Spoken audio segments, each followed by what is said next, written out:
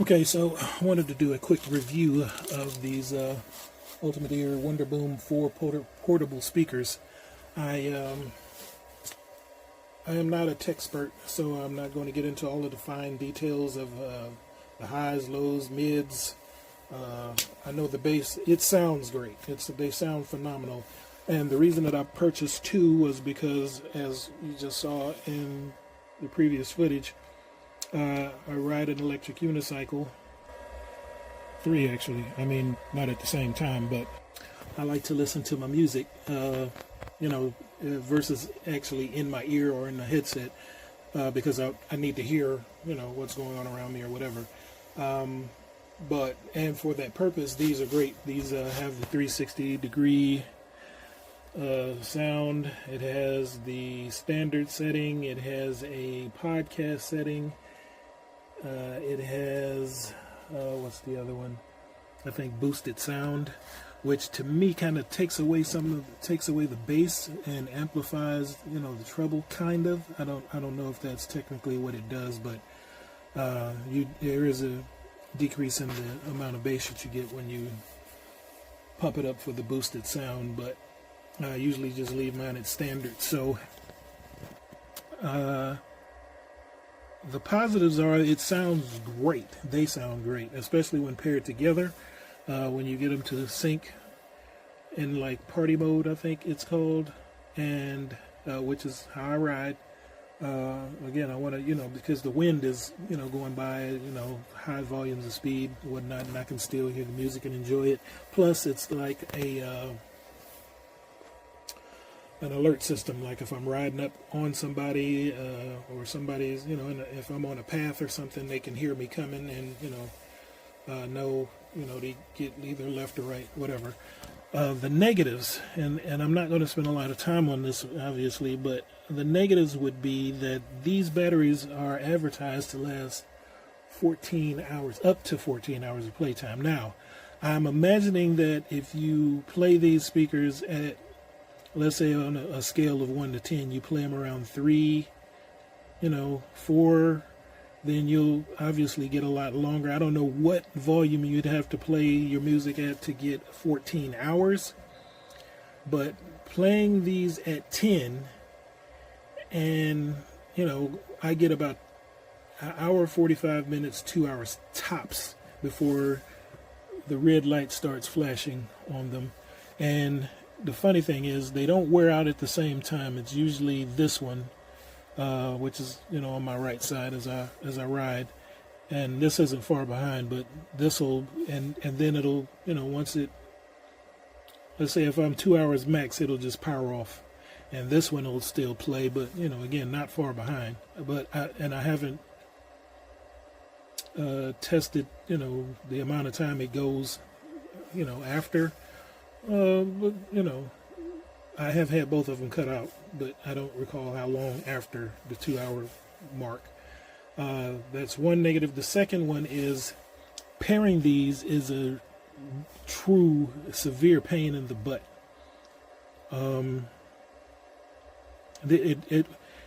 I would say 8 times out of 10 it doesn't work immediately. I have to, turn them off, turn them back on.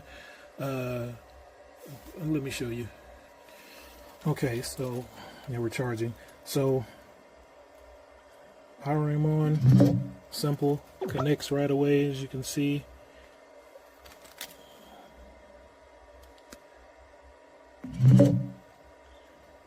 Boom, connected. And what I did when I very first bought them, watching the Ultimate Ears, official video on YouTube on how to do this, I was, as soon as they powered on and connected, here we go. Now, this is what I do now. But before, I would, the little white light would still be on, and then I try and pair them. So this is what I've been having the most success with. I'd wait for the light to go out, like, hey, we're connected. There's no need for me to still be on. Then I would, okay, give that a second. Then come over here to this one.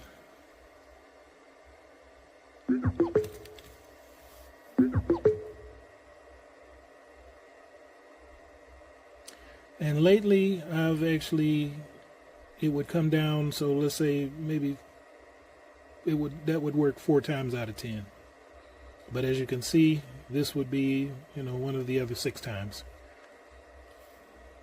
So then what I would do is, reset that. There we go. Hold that down for about 3 seconds.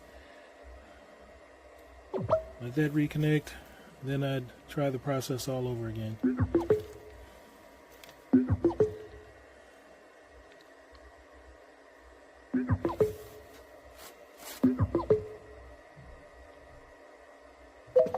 And there you go.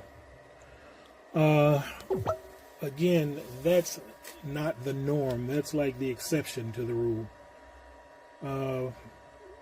That would be the biggest downside, because when I'm ready to go out and hit the streets and roll, I'm in here. It could take up to 10 minutes of just trying different things, powering them all the way back off, reconnecting, and then starting all over from the beginning. Again, this is the exception, not the rule. Usually it's try again. So the amount of battery that I get is not nowhere near 14 hours. I get 2. And the connection, the battery, I can live with. I mean, blasting your music for 2 hours, 3 hours, not 3, 2 hours, hour and a half, 2 hours, as loud as it will go, is going to drain some battery. And then I guess the type of music, you have heavy bass, draws a lot more battery. So I could actually, I'm disappointed, but I could live with it. Obviously, I'm not going to ride around, and I usually, depending on how far away I go from home, it's probably about 2 hours anyway. So by the time I'm on my way home, these are, this one's dead, and this one has slightly, a little bit of juice left. So I can, still listen to my music on that one, but it's not far behind. And then the pairing. The pairing is the biggest deal. So, and I say all of that to say, if I had to, if I had the opportunity to buy them all over again, would I?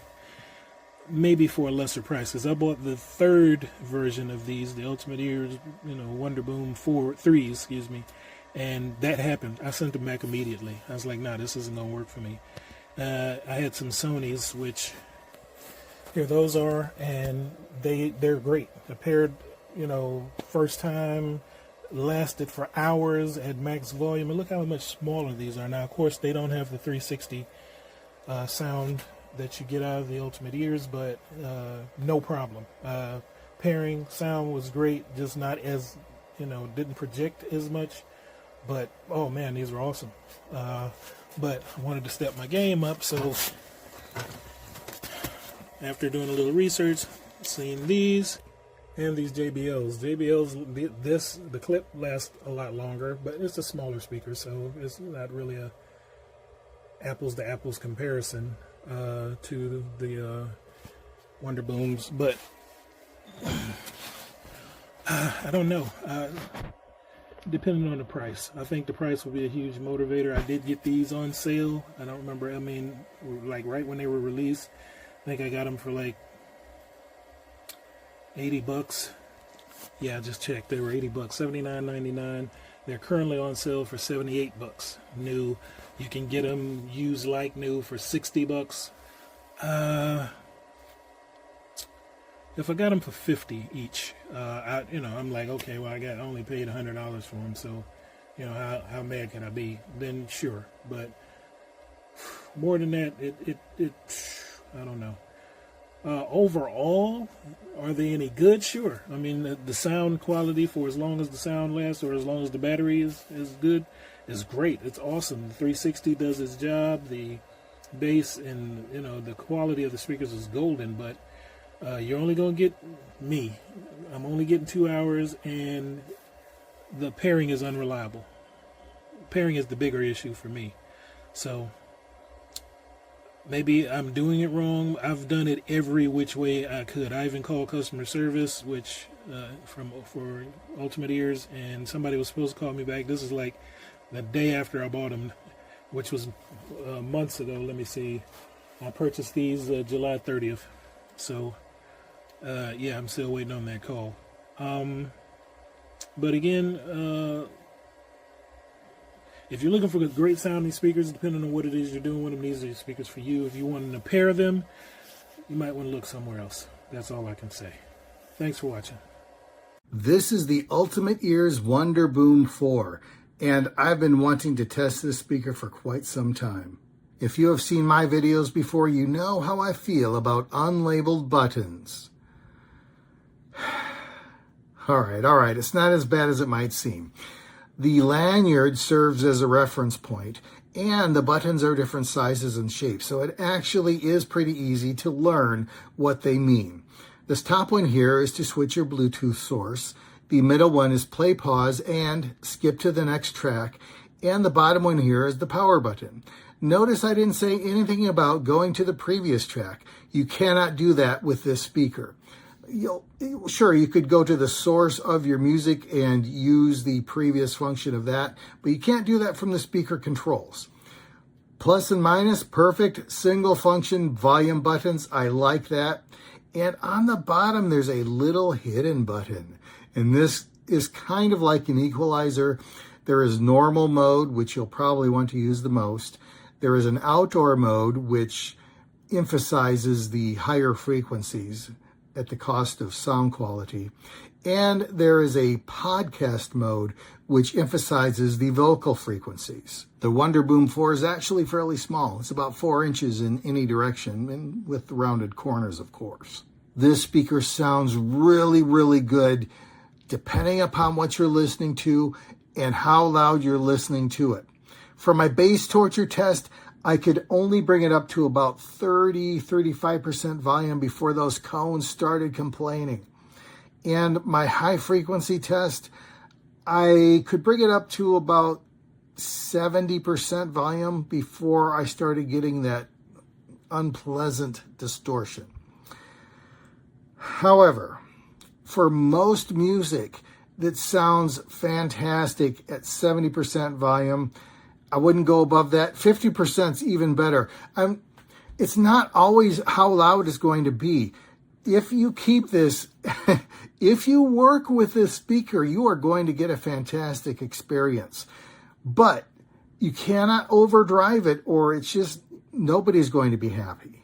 This hidden button equalizer thing, I would only recommend using normal mode. Yes, I see what they're trying to do. You're outdoors, you're in a wide open space. Bass is a challenge, but that doesn't mean jack up the treble and hope for the best. It doesn't sound good.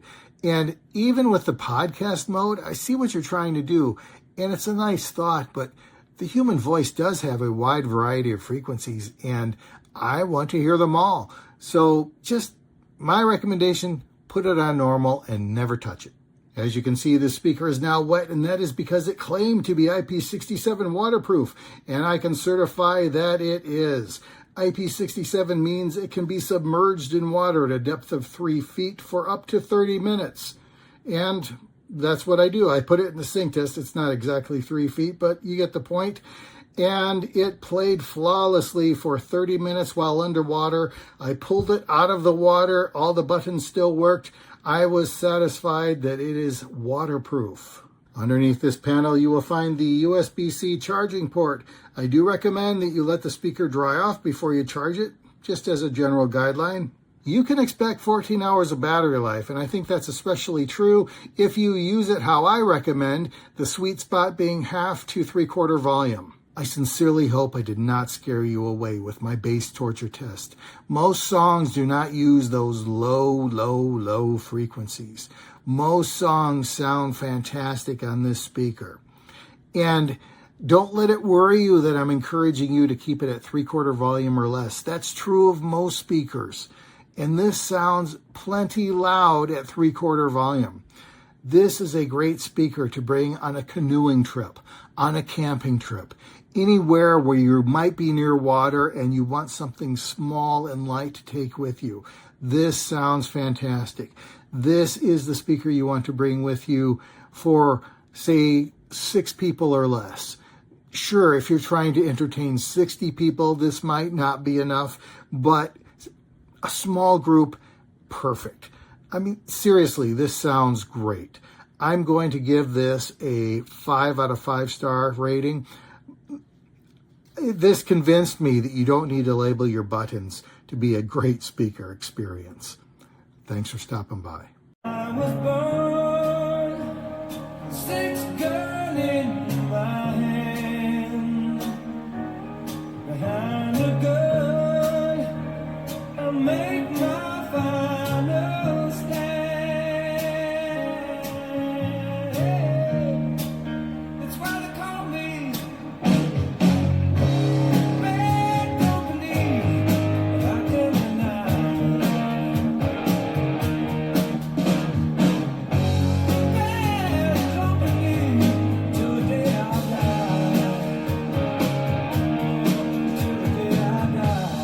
This WONDERBOOM is the perfect size. We keep it in our kitchen and it's just so like small and discreet, but it has the 360 sound, so it's really loud in our house, which we like to play music all the time. We take it golfing, to the beach, like anywhere we'll go, we'll just pack this because it's such a compact little size. And it's super easy just with the buttons, and I really like just kind of the all black coloring. So I would definitely recommend if you're looking for like a quality, solid and durable speaker that actually has good sound, would recommend.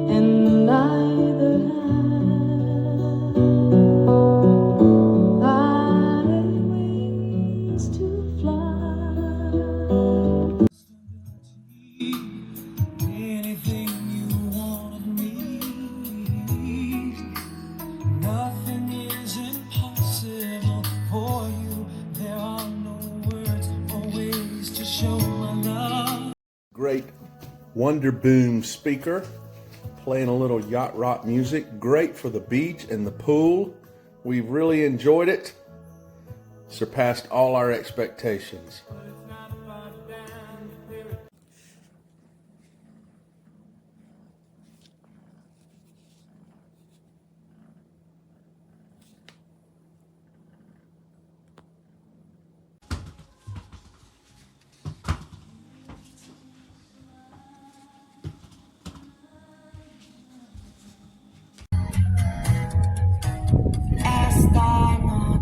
Déjale, voy a poner.